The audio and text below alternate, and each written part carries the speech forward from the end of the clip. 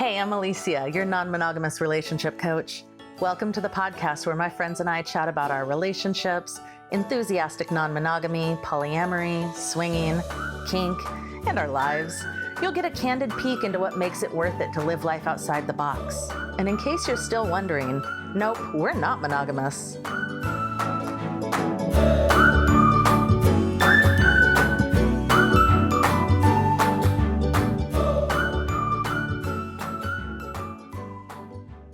Welcome to our newest episode. I'm so happy you're here listening. Today I'm chatting with Hunter and Butcher, the hosts of the Polly Pocket podcast and a married UK-based couple who are navigating life with children and a strong desire to support and grow the poly community. So on their show, they offer practical advice wrapped in their genuine experiences. Their journey into polyamory highlights the importance of self-discovery and clear communication in non-monogamous relationships, this thing that I keep telling you guys about over and over and over, right? They actually moved from traditional marriages to other people into the realm of polyamory, and they're here to share their insights on everything from handling jealousy to raising kids in a poly family to building strong, open relationships. So I hope you enjoy this very fun and down-to-earth chat with Hunter and Butcher as we discuss the ins and outs of adopting a non-monogamous lifestyle post-divorce. Whether you're curious about polyamory or you're deep in your own journey, these stories and these tips and this light-hearted conversation will offer support and perspective. Enjoy. Excellent. Right? Like just so we have it. I often do that. I'll start talking to people and then I'm like, man, I wish we had recorded that.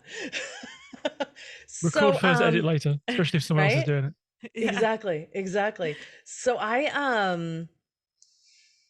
where do I start? Okay, so I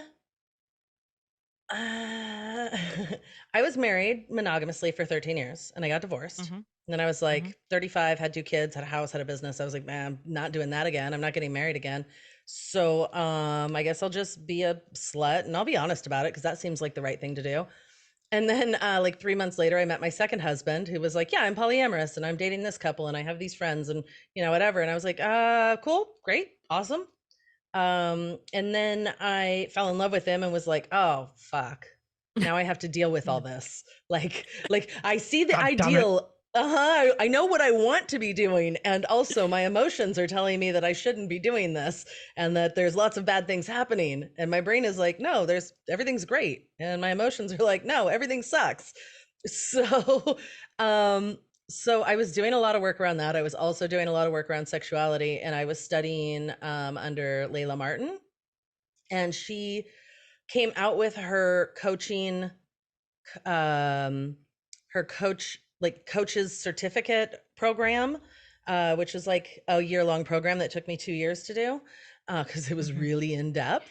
Well, and you're 35 with 2 children at this point, or a little bit older potentially, and that's a lot to deal with as well. So Yeah, exactly.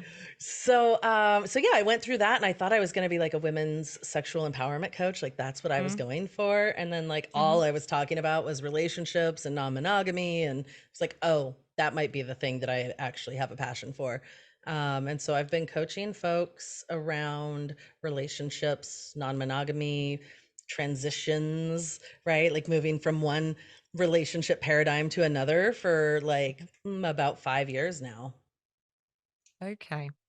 Yeah. Very interesting. Okay. Yeah. And is it busy work? Like, do you get like booked up, or is it difficult to find people?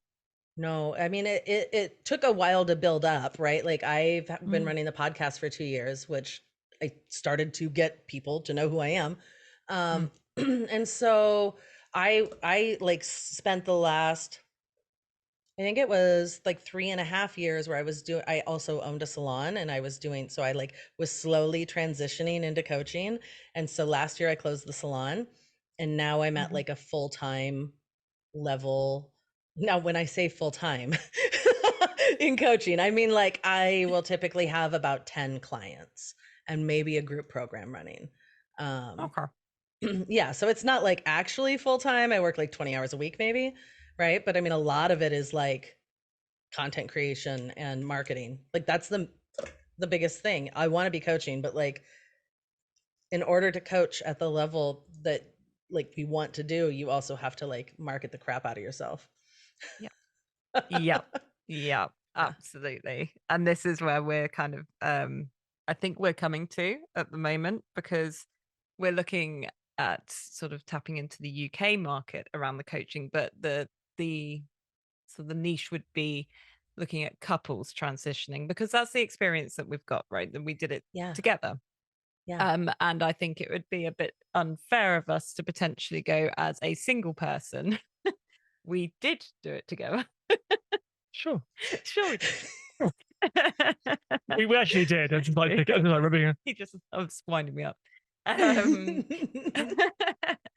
But yeah, I think it would be unfair of us to try and we can try and understand where a single person coming into it would potentially be, but we do not have that experience, and that has not been our life, so to speak. So we draw on what we've been through and then apply the coaching techniques, etc., to that. Yeah. I mean, that's basically all it is, right? Like I have programs around like jealousy, and I have a program around like I have a program that's for women, just to build up their confidence. Because I was like, oh my God, so much of what I'm seeing is like all of this comparison, and like so much of the struggles and issues were coming up because of like I actually just kind of don't feel great about myself, and I was fine until I had people to compare myself to, and now everything sucks. But that is such a social issue, I find, and you probably are crucially aware of this with the work that you do. But women are effectively pitted against one another. We're not designed to build. Well, sorry, we're not encouraged to build one another up and to be there for one another. And I think the early part of our journey, and I think this is it was a real surprise for you, is that we actually had a girlfriend as almost throuple type territory, but not quite. It's easy if you say it is. But it's easy. Yeah, probably is like as a throuple dynamic. And I was so insanely jealous of her. Even though we were both bisexual, we were literally 10 days apart in age. But the difference was that I was a mother of two. And I felt, even though I help run a business and, you know, I play football and I have all these amazing things going for me, including you, living with you full time, yes. But it was that thing of I was so jealous of her. And it wasn't her necessarily just being with him. It was the idea of her just being able to do what she wanted, when she wanted, without any permission from anybody. And it drove a wedge. Yeah. It's so hard. Similarly, we have a triad as well. But ours survived that and has been like 7 years now. But like, I was like, cool. I'm the mom of everybody now. Great. Yeah. Awesome. Yay. I just wanted more children. Then my girlfriend started calling my husband daddy, and I was like, nope, I'm drawing a line here. No. I already have children. It's funny, that's a hard no here as well, isn't it? We're like, absolutely not. We can't do that. Nope, can't. We've never talked about it, but amongst most of our community, I play father figure. We don't think about it because it's just me being me. But you think about it, I'm the one who's got like up until recently the stable, successful job. I'm the one who does like I'm good with the kids. I do cleaning around the house. I do a bunch of other things. So one of our friends did say to us once, leave some of the parenting for us, after we'd made a Harry Potter style like cake for a Halloween party that took days to make. And we were like, that's just what we do. And they're like, just stop it. We're just having fun. Yeah, we're having a great time. No, you're showing the rest of us up. Not a competition, but I'm winning. But do they call you for like car problems? Computer tech stuff, all the geeky shit. That's my turf. Yep. That's and awesome. Emotional, level-headed support. I think one of my partners, what did he say about you? He's a dickhead. Yeah, well, he does say that, but he also said, you missed that, didn't you? he said something about how you always have such a level opinion on things. And I can't remember what it was, but he said to me, I'm going to go talk to Hunter about this because he's got such a good, clear view on big, complicated problems. And I just thought that's so nice that he would think to talk to him rather than me. It's nice. It'd be even nice if I could remember who it was who said it. But anyway. give me that validation. How good I am. It's great. Tell me more. Did you screenshot it? Yeah, I can if you want.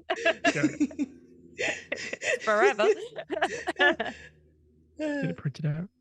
Yeah. In a banner. Yeah. So sorry, that was a slight sort of, we digress, but it was just interesting to pick your brains. Yeah. I love it. I love doing this work. I love talking about relationships. And I mean, it's not even like just non-monogamy. It's just like, I had an assistant working with me for several years who is monogamous, and she was like, my entire relationship is so much better because of all the information that you put out there. Like, it's not just non-monogamy stuff. This is like how to relationship at a much better level than we're taught. Yeah. Yep. 100%. And in fact, I've got a group of girls from the football team who know, not all of them, they all sort of know, but these enough of them know. 3 really know the in-depth. I'll be like, oh, I'm dating this person, or I'm doing this, or whatever. And they just sit back and go, wow, like, that's so cool. But it's because of how we interact with one another. They see us every Sunday. They've met partners of ours. They've heard about partners. For example, you ran from your date a couple of weekends ago 18 miles to come and watch me at a football match, and he just turned up all springy and light and happy and full of joy, and everybody was just like, having had no sleep. Right. I'm like, yeah, he was with his girlfriend last night. He's fine. He's full of energy now. Yeah, exactly. He's having a great time. So, but then also another one of our play partners came to watch you at the match as well. So that was kind of fun. So I was knackered, needed food, and I'm chatting to this bloke who then, that was on the Sunday, and then last Friday he came around and you two had fun. Yeah, with his partner as well. Yeah, it was. Yeah, it's just, you just think it opens up so many possibilities. Right. But it's not just that though, because we talked about it on this week's episode, I think, because we record ours on a Monday night and then it goes out the following Monday morning. So I've got a full week to edit it because I'm crap. And we were just thinking about the fringe benefits you get about managing your feelings around these things is unless you put yourself in a position to learn and grow, you never get the chance to flex that muscle you've grown in polyamory in a completely different environment. And it was football. It was actually last Sunday's match, a different match, where you were playing shit. Oh God, it was terrible. And she was sent onto the pitch and about 5 minutes later to take it off because you were crap. But not like, but about a year ago, that would have caused like a multi-day meltdown. And this was like, no, that's fine. I understand the reasons, and I'm being a grown up about it, and that's fine.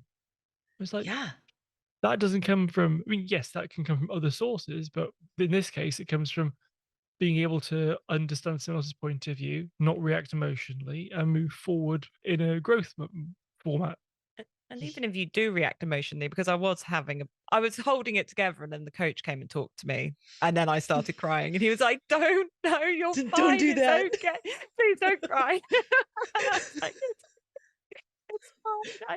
I said, I completely respect your decision, and I totally understand why you took me off, because if I was you, I would have done. But then it got him to open up to me. He was like, "I don't think I've ever told you this, but when I was a youngster, I played rugby, and I used to spend most of the time sat on the bench, and I didn't understand why." And no one ever talked to me about it. And yeah, so it was nice that he actually came over and we could have the grown-up conversation. Yeah. Aw, I love that. The emotional growth we get to do is so wonderful. I mean, hard, but freaking wonderful. The outcomes are wonderful. Exactly. And unforeseen, I think, as well. Yeah. Amazing. Okay. Yes. Go I'm for it. curious. Yeah.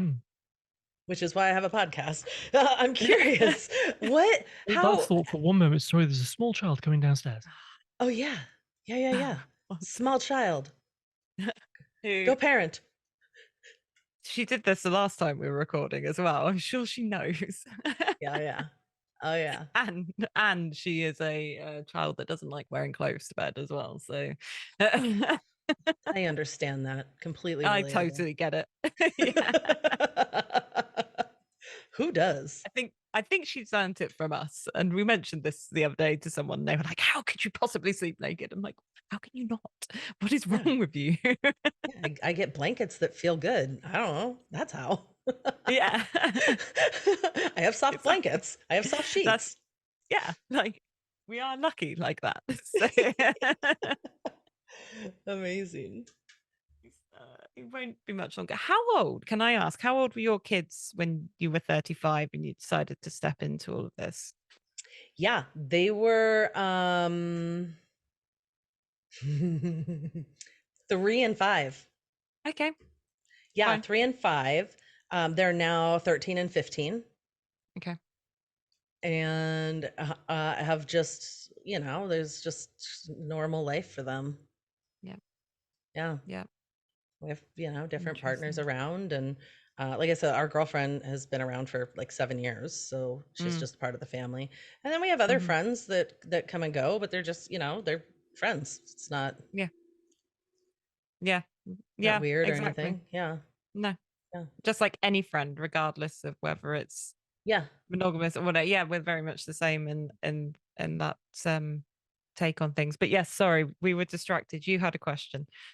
Oh, what was my question? What was my question? My question was, just about your relationship structure. Like, have you guys been open a long time? What does that look like?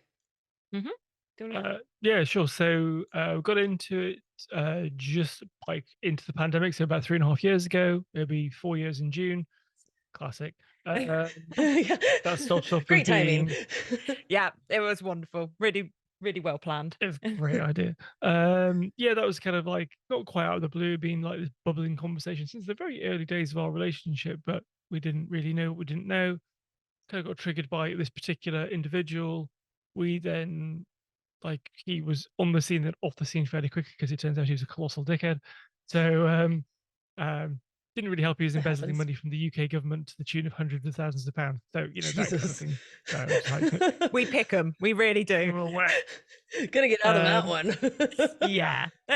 Then we didn't really have anything really for about another 9 months to a year or something because COVID and B, there was a lot of lessons to be learned. There's lots of anxiety-ridden 2 a.m. conversations. Then you found you found a long-term boyfriend. Then we found this girlfriend who was our throuple girlfriend for 20 months. That all ended last April in a complete fire disaster thing. And then overlaying that, you found a stable boyfriend. I found I say stable, he's French. It's fine. He's doing a sucker.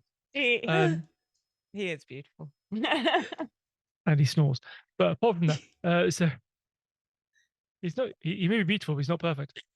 No one is. He's still shouting. I'm so sorry. She's shouting. Well, let me ask the question. If you you can have the Sorry. experience of only hearing one half of the conversation. Because when you walk away from this, you can hear you. I can hear you. Oh, that's but she funny. can't hear what I'm saying, so I can just say what I want about her, and she won't know unless you say it back. Constant source of entertainment. So yeah, so got a long-term girlfriend. I've got a long-term. So got a long-term boyfriend. I've got a long-term girlfriend. I've been dating her since July last year. She lives in London. She's wonderful. She's got an incredibly interesting and tortured background, which is like, but she's this really happy person despite it's recently been her ex-husband's anniversary of his death and all the shit that went with that. And she goes bringing up her 16-year-old daughter on her own. And just loads of stuff going on there. It's kind of interesting. But then we've also got lots of couples that we all have like a kind of, we've got our core poly relationships, and then we've got loads of what we call like swinger friends that we know. So the couple that we saw last Friday, for example, they're more swingery in that sense of things, although we both feel there is the possibility that could developing into something a bit more serious. And then we also go to parties and clubs and events and things like that for even more random fun. Yeah. That's very similar to us. Like we're you know, I talk to a lot of people who are like, we're strictly poly or we're strictly swingers or just, you know, like whatever form. And I'm like, no, we just kind of do everything. Like I've got partners that are long term. I've got some lovers that I visit. We go to parties and clubs. Like just do all the things. Yeah. It blows some people's minds as well, and they kind of don't necessarily know where they fit into that. And I think it's more a fact that they're not quite sure where they're at, which makes it difficult for them to understand where you're at, I think. Oh, that's kind of like this thing where like what is available for me, and I'll settle for whatever's available rather than get the thing that I actually want. That's a good way of putting it. Yeah. I see that a lot. Like, well, this is like if I could have everything, this is what I would want, but I can't have everything because, you know, this partner has these restrictions and this partner has this. So like I'll just see what's available and I'll decide if that works for me. Which can be a driver for anxiety for people, because if you feel that because of whatever setup or even your own internal preferences doesn't align with someone else's preferences, if they find it somewhere else, they might leave you. And you can see how that drives anxiety, even though that is the whole thing about this whole lifestyle is it is all optional. No one's mandating you do any of it. Yeah. But it's like a next level version of, you know, people who are monogamous and don't understand it. So, but you know, they might leave me, and this is like the poly version of that, which is, but I've got different requirements than yours. Yeah, they might leave me. Well, it's the same anxiety. It's just got a different, like, it's weird, isn't it? Because you think you get past it at some point. Just because we're poly doesn't mean relationships last forever. Yeah. Okay, so that's fun. I'm curious. What would you say makes a relationship successful? Oh, we had this discussion recently and I can't remember now what we said. Oh, no, hang on. Cake. No, not cake. No. Cake. Cake or death. Cake or death. That's if you've ever heard of Eddie Izzard. Yeah, okay. One of his sketches. One of his sketches. It's about the Church of England, so if you haven't heard it, I'm not surprised. We had a conversation recently about regret and how it's very we think that it's easier to regret what you haven't done versus what you have done. So because there is always a learning, and I think what we landed on and what makes a successful relationship is what you take away from it, regardless whether it's forever, whether it's, you know, a fleeting moment, or, you know, whatever it may be. It's what's growth, what have you learned, what have you taken away from that situation? How do you base yourself? Like, what do you like, what don't you like? And I think that's our approach to it. So even if, you know, with the situation of the guy who we first met, you know, he taught us a lot about understanding your gut instinct around things, or it's a buzz term, but, you know, understanding what your red flags are in people, for example. It's not infallible. We still have our moments where we cock up or we get taken in by people, but I think we suss it out a lot quicker than maybe we would have done once upon a time. Would you agree? I would agree. Yeah. See, I thought you were going to say we learned a lot from him about what we don't want. But also what we do want. Like, there is a whole it's like I say, a series of very difficult conversations, which is this something you'd ever want to do again? Because it nearly broke us up. The way it went and some of the stuff that happened was, it could have been relationship ending. It nearly was. But then also underneath it all, for me, it was thrilling. And I went, I want that feeling again. Yeah. So, yeah, you sort of almost keep going despite yourself. And the thing is oh, sorry, go on. No, go ahead. Go ahead. Thank you. It's that learning of, when it's too much or, it's thrilling, but if you do something all the time, it stops becoming thrilling. So it's like, we don't go to sex parties every weekend because then I'm already at the point where I can just strip down in a room of people and literally not care. Yeah. Yeah. That whole fear factor thing has left me a long time ago. Wasn't much of it in the first place, to be fair. Yeah. You're pretty body confident. I am these days, but there was a time where I wasn't, going through 2 kids and that sort of thing. It changes you emotionally and physically. But yeah, these days. So it's knowing like what levels of it still brings you that joy and that thrill, and that you're not just doing it for the sake of it, that you're assessing yourself constantly and going, is this what I want? Or does something need to change? Do I need something new? Or is this good for me? Or yeah. So I think it's what makes a relationship successful, going back to that initial question, is it's the growth. What can you take away still? Good save. Growth.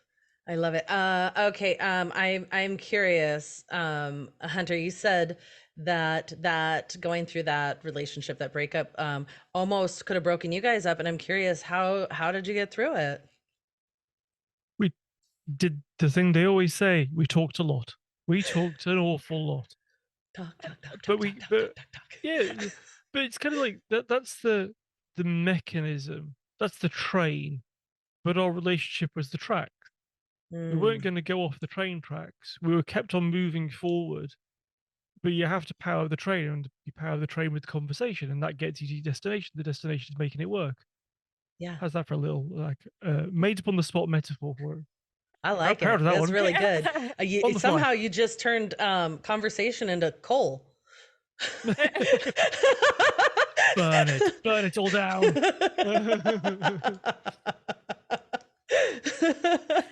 Well done, you. Thanks. No, it's so good. I've never had one of my metaphors skewered quite so efficiently as that as well. Thank you. Analogy. I got Sorry, you. not a metaphor. I got you on yeah, that. You have. Yeah, you win bonus points. But it was hard. Don't get me wrong. It wasn't like an easy journey to go through. But at the same time, it was. We're both married and divorced before we met. Oh, sorry, because we met. And there's some things that you want because you want them. There's some things you want to avoid because they hurt. It's like, I don't want to go through divorce again. We had children. I don't want to have a child with my ex that I don't see because of that. It's like, I don't want to go through any of that again. So fine, I can't leave. Therefore, I have to stay. And like, despite some of the pain through it all, I never doubted like how much I love Butcher. So, well, that's got to stick around. But also, I've got this new sensation that I like, and this new knowledge I have about myself that I like. So I need to like. It's not choosing; it's integrating. It's making the conscious choice that this is the future me is different from current me, but change is always difficult, and that's what we go through. It's just going through that change. Yes, it hurts, and it requires a load of conversation. Yes. Oh, that's so good. Thank you for sharing that. I appreciate it. You're welcome. It's very raw. I think I remember a lot about that time though, that you do feel like you're going round and round and round the same conversation continuously, and nothing breaks, nothing Is resolved. Like nothing seems like it's getting better for a while. When you're in the trenches of that, really trying to work something out, it's hard. It's really bloody hard. And especially at the time that at that time, we had nobody to talk to other than each other as well. So we were pinging off each other's emotions. We didn't even have lifestyle friends at that point, someone who we could just go and be, could you just be a mediator for this? Because we are struggling. And something that we've come to realize is that it doesn't help just having the same conversation again and again and again. What you need to kind of be striving for is, what are we going to do about it? How are we going to move forward? What makes you feel safe? What makes me feel safe? And where can we meet harmoniously somewhere? Not necessarily even in the middle, just like what flex needs to come from each side in order to make this work. And sometimes it is just a case of trusting the process and going through it. And something that we talk about a lot on our podcast is the marathon problem, because we're both runners or sporting people, and you don't know how you're going to be at the end of a marathon before you've run it. So the person at the start of a marathon versus the person at the end. So this is all about the first time you ever run a marathon. Yeah. This is just like, this is like lots of first time experiences. First time you ever gone skiing down a black run. Just pick your first time doing anything. Yeah. You cannot know how you're going to feel at the end of that experience. You can't intellectually get yourself there. You have to go through the experience. Yeah. And we just shortcut it, call it the marathon problem, but you could pick your sport analogy. Yeah. Or any analogy. Yeah. So yeah. So yeah. First time swinging. First time swinging. Yeah. Pretty much similar. It's as nerve-wracking and probably goes on for about as long as well.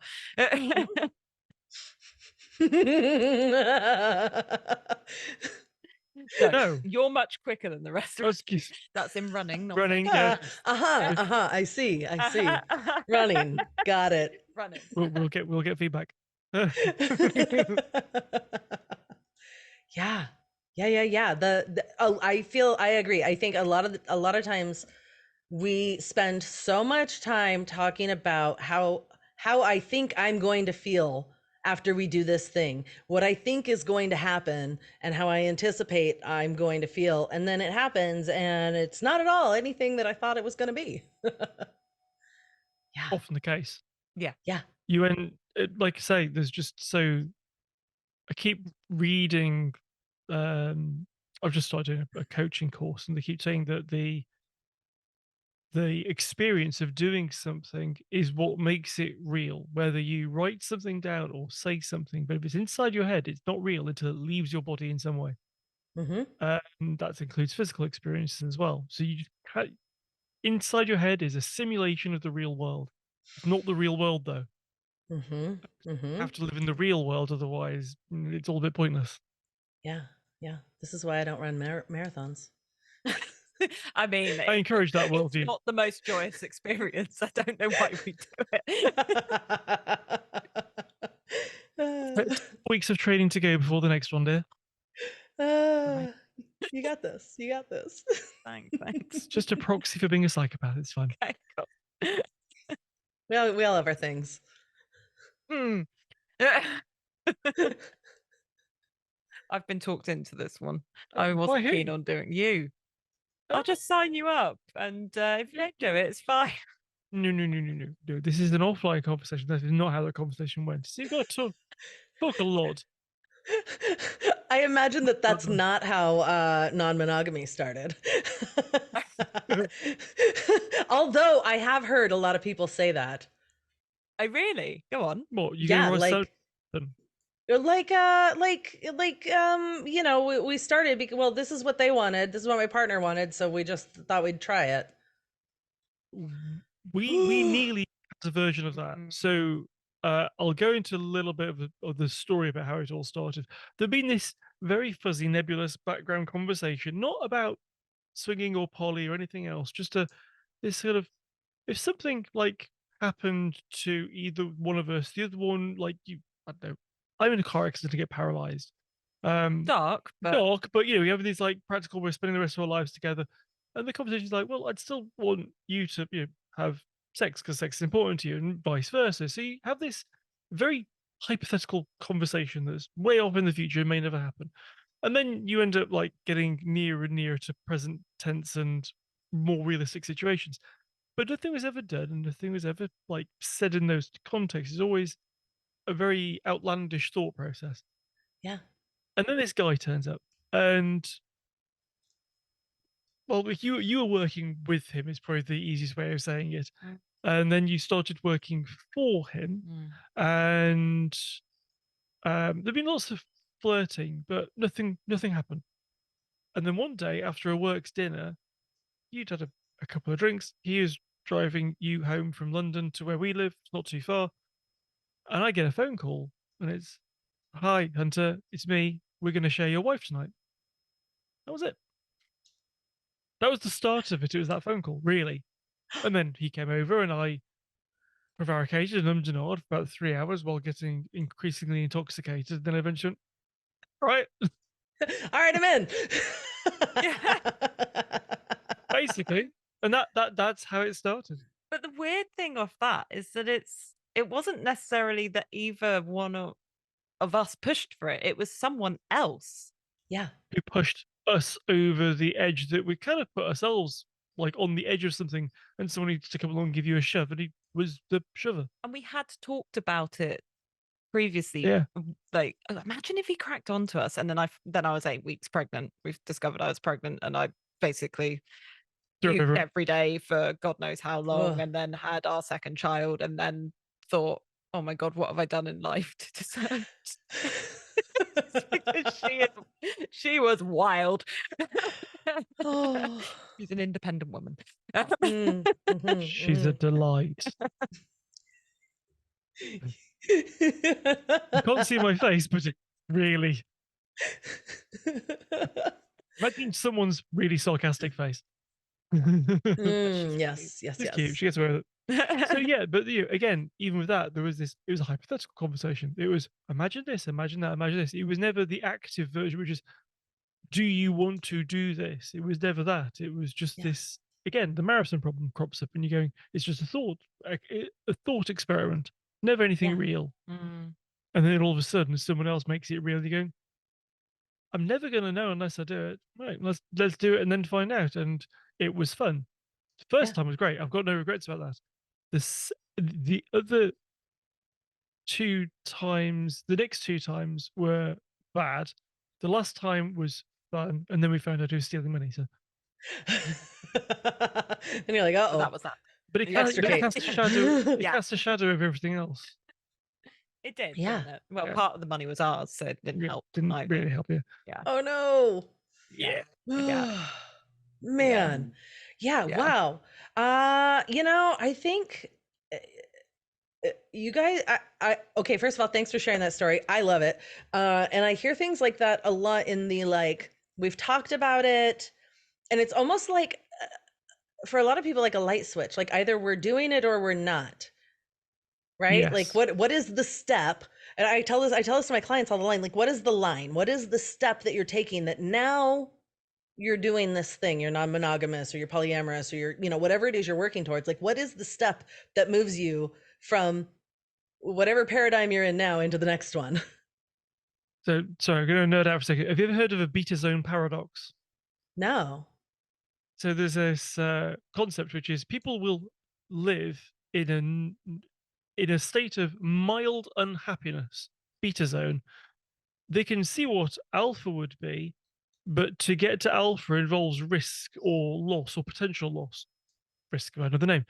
And so they will stay. They will keep themselves being moderately unhappy instead of risk being happy, because the journey from beta to alpha is risky.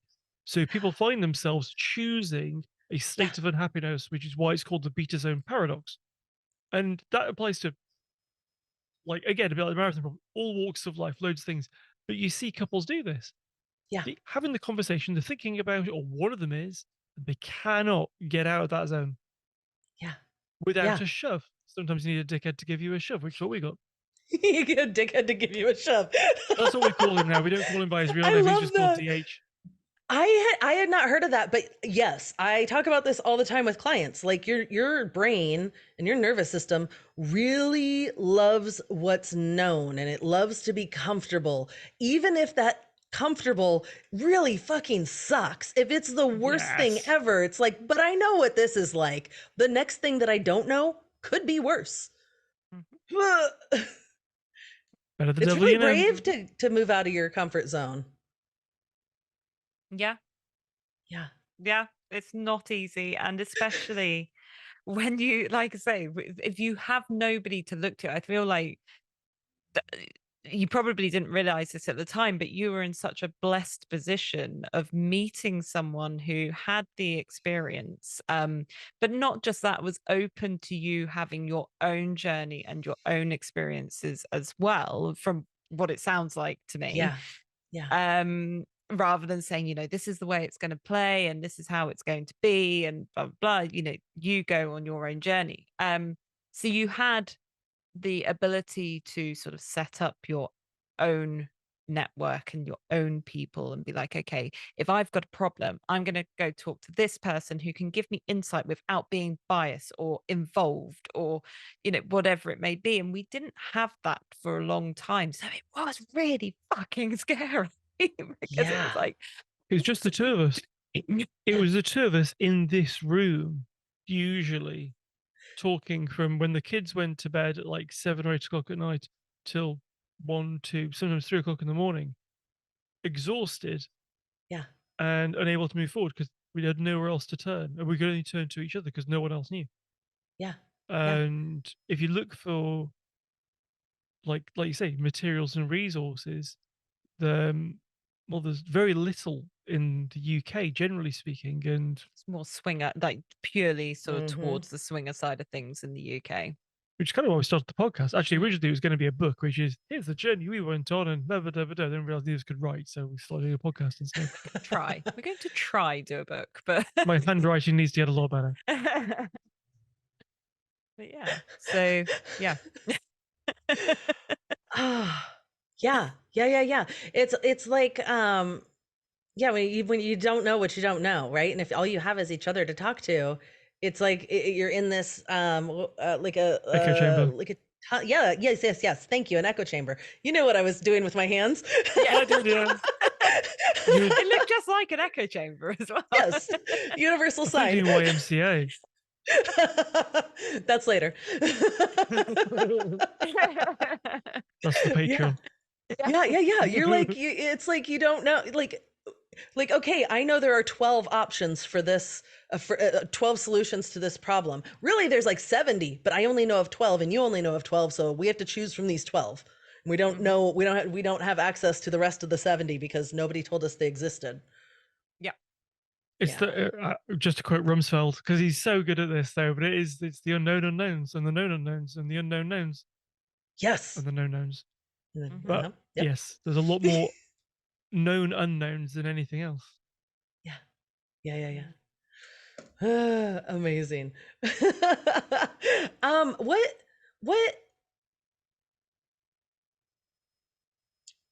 What would you say after that first experience? What would you say was the biggest like growth area or challenge or struggle or change? Like 6 questions there. It's fine.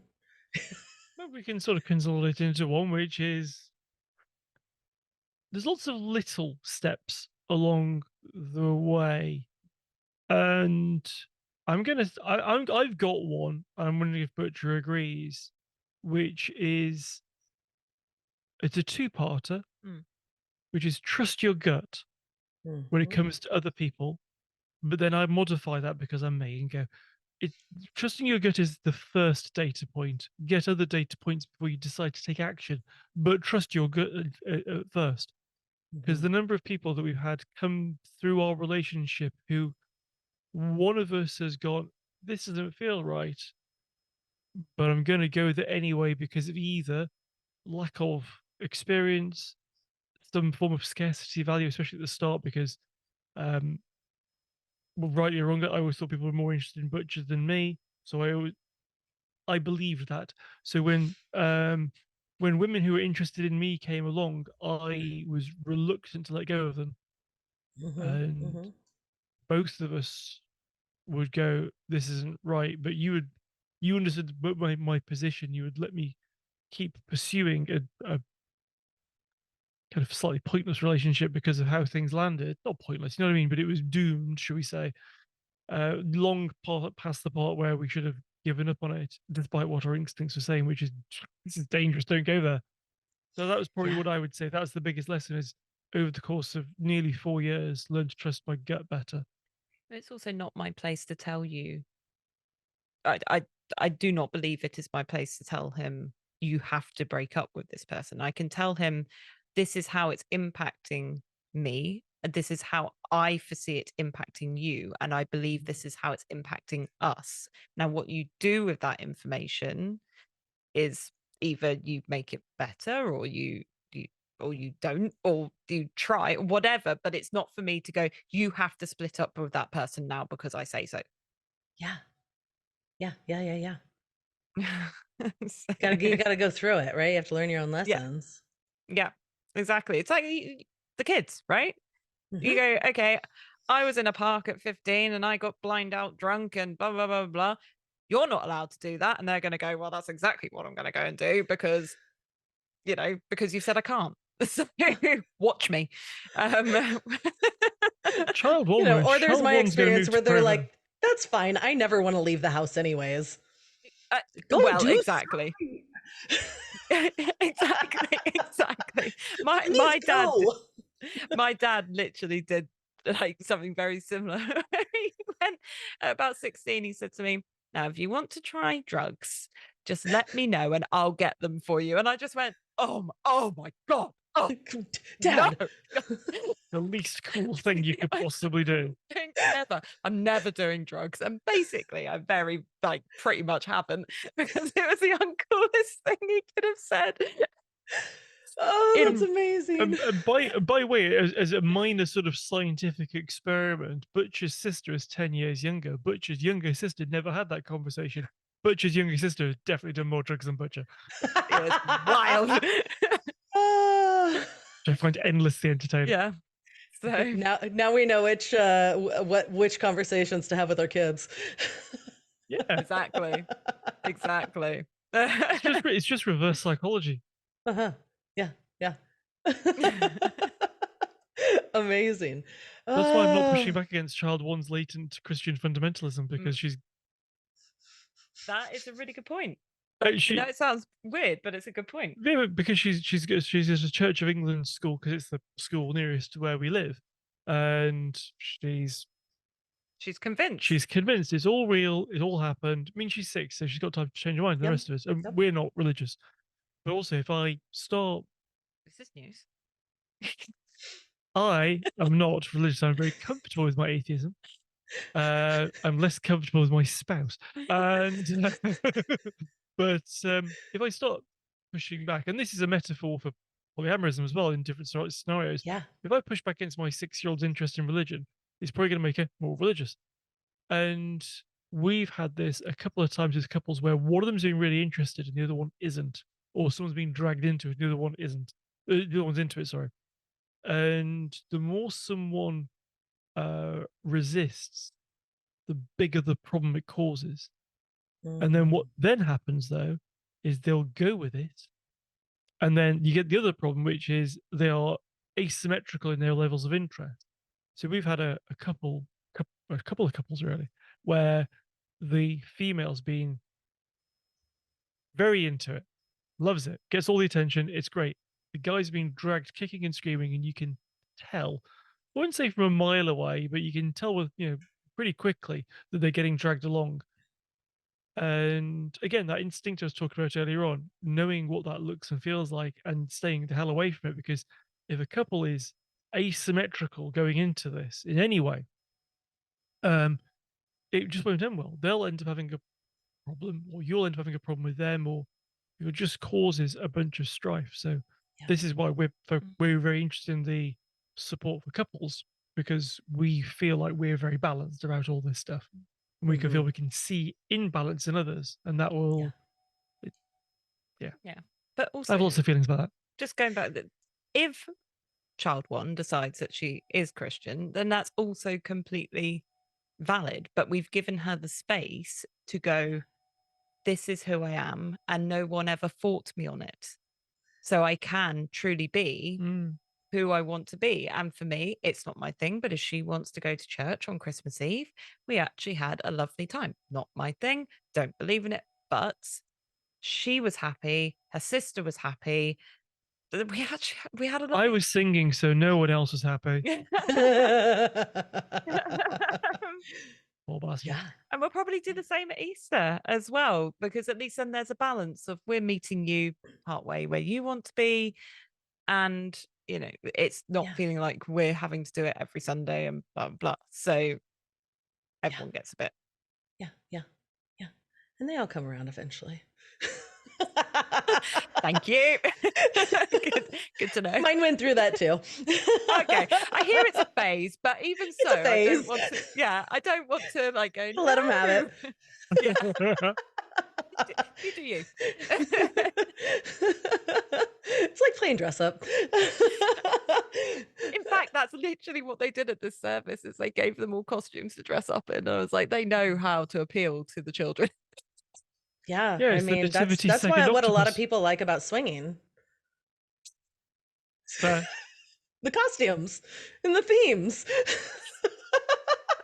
Getting to play dress up. You can't do that in your everyday life. Wow. Now, the funny thing is line is so paper thin. Isn't it? So over here, we've got a fetish. I'm sure there's fetish events everywhere, but in England, there's a particularly long-running one called Torture Gardens. And we've done that one. I've done it 3 times. You've done it a couple of times, haven't you? And I love it because I get to dress up. Have you done it? Yeah. No. Have you been to Torture? Okay. No. Have you been to like a FetLife type event? Oh yeah. Oh yeah. Like, honestly, come on. Yeah, I'm in Seattle. We have a lot of events and stuff.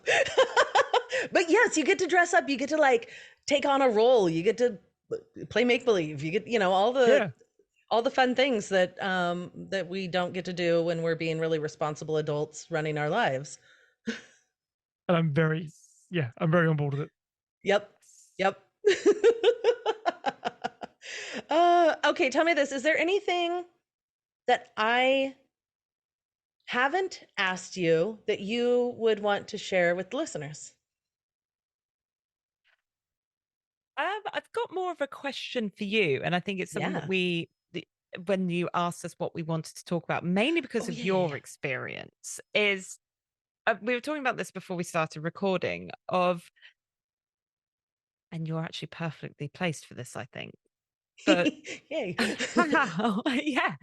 How, as someone who has X amount of years as a polyamorous swinger, CNM, ENM, whatever label you want to put to it, when you meet someone who's new in some respect, and want a piece of you or want to become polyamorous or have a relationship with you, how do you work with that based on the fact that you are the one who's effectively the experienced one and leading the way, etc., and you are dealing with someone who doesn't know what they don't know? How do you balance that off, or do you? God, that's so hard. That's funny. Okay, so we've been non-monogamous for 10 years. My husband and I. And I remember when we first started we started going to swingers clubs, and there were a lot of people who were like, oh no, we don't hook up with new people. And we were like, why? How are you supposed to even get experience? Like, how are you supposed to know what you're doing if you can't do anything?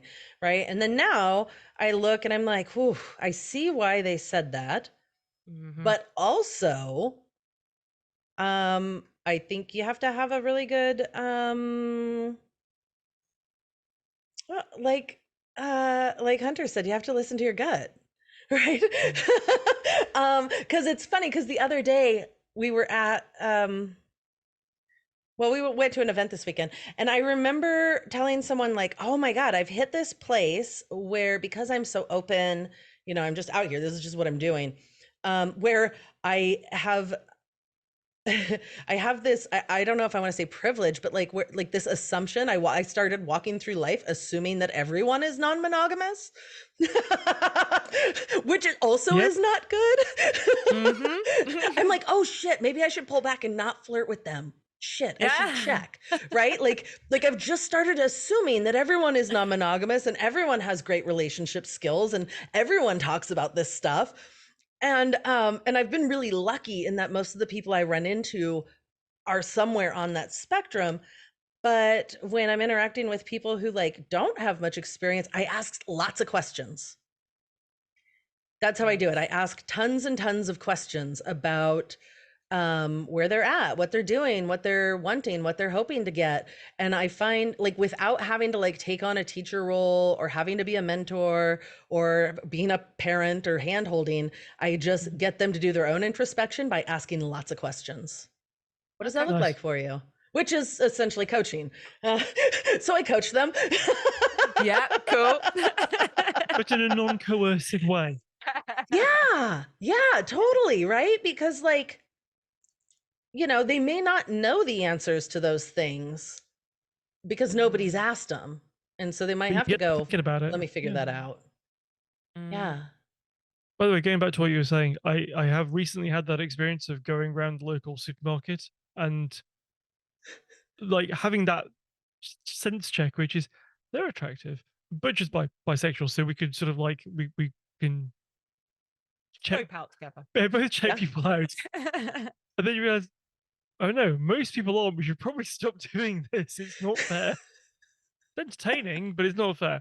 Appreciate a good guy as well on my behalf. Of course. Like occasionally you're not bisexual, you're not blind either. I'm not blind. I'm also now becoming very highly attuned to what Butcher likes. Turns out it's foreigners.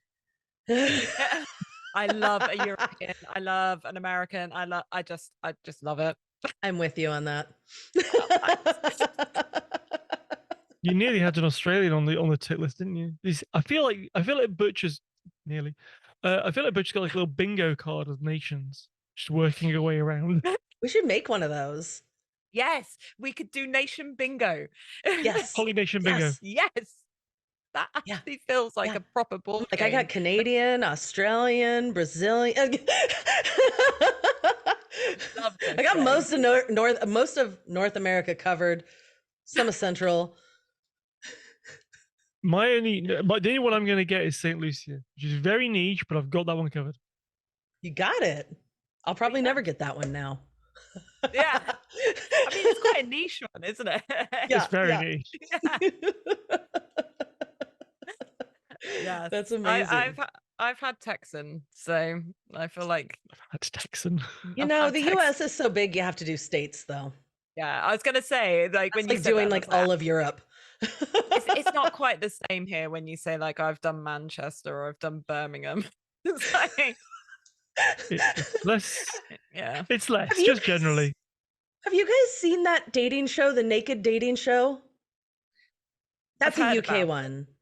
Oh, Naked Attraction. Naked Attraction. Yeah, so I've seen snippets of it because it's like one of those things that if you're all in the office together and someone's watched it and it's been particularly cringy or whatever, we all together. Yeah.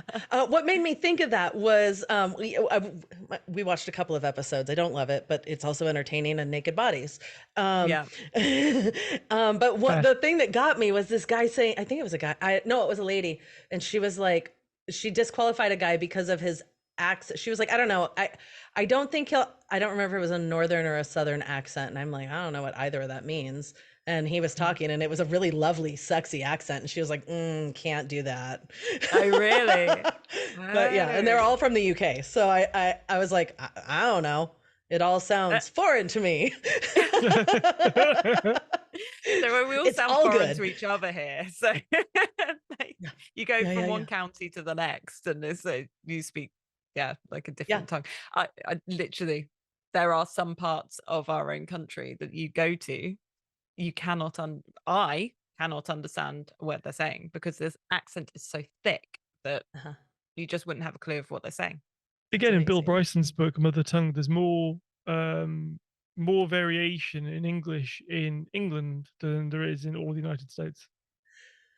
And there used to be, it's about 100 years ago now, maybe 150 years ago, but there was the way certain words were pronounced changed every 50 miles between oo and oo and oo and as you got further and further away from London. And there's parts of Wales where words are pronounced differently in different valleys that are right next to each other. So there's just this like huge amount of like vocal variation. This has got nothing to do with polyamory, but it's interesting. Yes. I love a good fact. Polyamory. Yeah. They pronounce it differently in different places. Yes. No, I couldn't even say the word on last week's podcast. Oh, I'm like, I run a podcast on polyamorism, and I literally could not say it. You were a bit shit last week, weren't you? Not having a good week. I was not having a good week at all. Yeah, in all the ways. Football, speaking, yeah. I think Friday night just took it at you. But no, thank you. Where can people find your podcast? Me then, sorry, right. Yeah. So we are on Spotify, we're on Apple Podcasts, we're on all the usual channels, and it's called the Polly Pocket Podcast. We have an Instagram as well, which is Polly Pocket Show. Pocket_Pocket_Show. Thank you. And yeah, definitely. Yes, that's us. Amazing. I have one more question for you, and I'll put links in the show notes for you guys. But I have one more question that does not go on the main episode, but is for our Patreon subscribers at patreon.com/notmonogamous. Love it. And this segment is called Just the Tip. And it's what is something you can share that is a favorite or a best sex tip?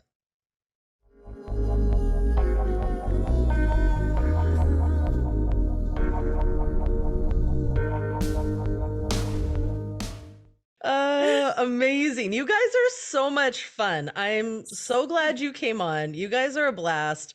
And everyone should go listen to you because this is fantastic. I love it. Thank you. No, thank you. Thank you for having us. Thank you for suggesting it. Yeah, great. Absolutely. Cool. We'll do it again sometime. But have you on ours. Come to us. Yeah. Oh, yeah. Okay. I'm in. Okay. Yeah. Sweet. Cool. And that was Hunter and Butcher from the Polly Pocket Podcast. And if you aren't a member of our Patreon community and you didn't just hear that brilliant tip, hint, it was advice on how to be wildly popular at a sex club, go to patreon.com/notmonogamous, become one of our friends with benefits or lovers, and get all of the extras like the Just the Tip segment. Thanks so much for listening today. Until next time, just keep talking and listening. Bye.